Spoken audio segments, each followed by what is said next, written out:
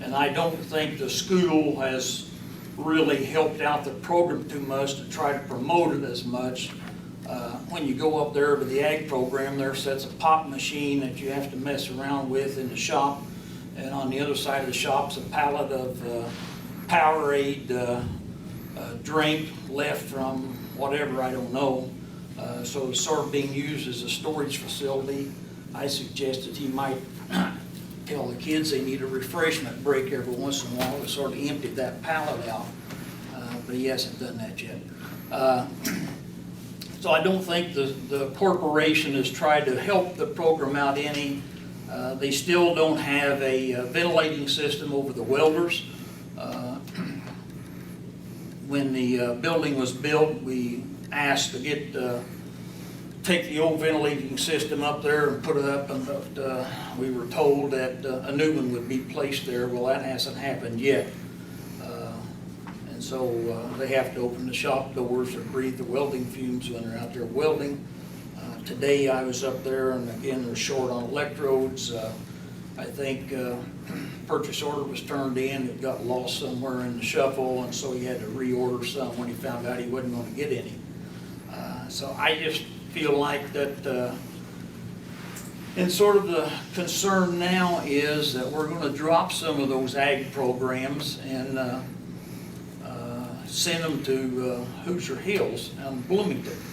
And the problem is, you got students going up there to learn a little about welding, a little about small engines, a little about agriculture, and it's an experience, and it gives them a chance to decide whether they really want to do that or not.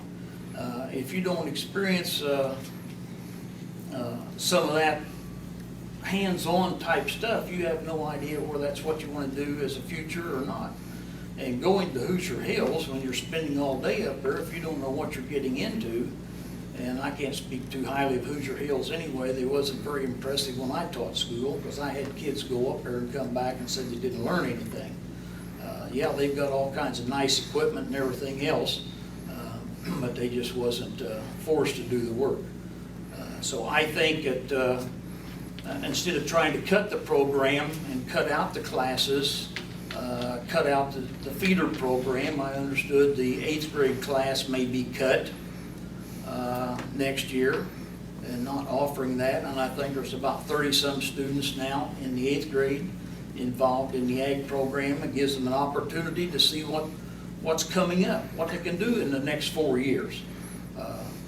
So if they don't have the experience as a feeder program, then they don't know what they're missing out on. And I know Mr. Stevens himself has made the comment quite a few times. He wished he had had this at Ellisville, Edgewood High School when he was growing up. That wasn't an opportunity for him to get involved in. And but he's been, he grew up on the farm background, that type of thing, but the FFA leadership thing wasn't there for him to be concerned with. So instead of trying to cut the program, I think we need to try to figure out how we can improve the program and keep it going. If you're going to have students getting involved in something, everybody's not going to be working on a computer, and there's more people out here can operate the computer than there are jobs available for them anyway. A lot of these students need skills, and maybe they don't even want to work in an office, sit behind the desk all day.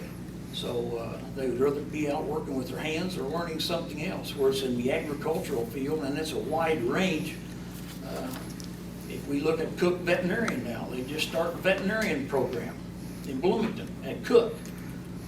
They're not hiring just average people out here, or will be. They're looking for people and has an agricultural knowledge or skill. So it's not, so their vision is changed a little bit too.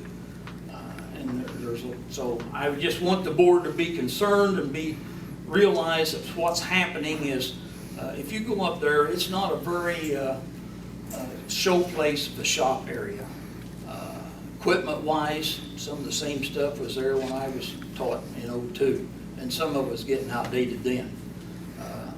So I think the school needs to be putting a little more emphasis in it and try to get it to go forward a little bit instead of trying to cut the program out and ship it off somewhere else. They're not going to handle your problems. And you want to keep, you can't go to vocational school if you don't have your grades up there. And some of the students that may go up there are not making the best grades till they find out a reason why they need to go to school. Maybe it's a welding class, maybe it's small engines, maybe it's something else. That's the reason that they want to stay in school. So if they don't have their grades up, they can't go to the great Hoosier Hill program at Bloomington. And I can't speak real highly of it.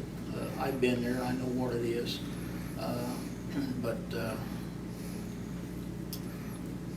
Just because they can go to a class here or get involved, and you know, I've had students come back in the summertime and say, hey, thanks for a welding class, that's what I'm doing for a job now, or thanks for small engines, that's what I'm doing for work.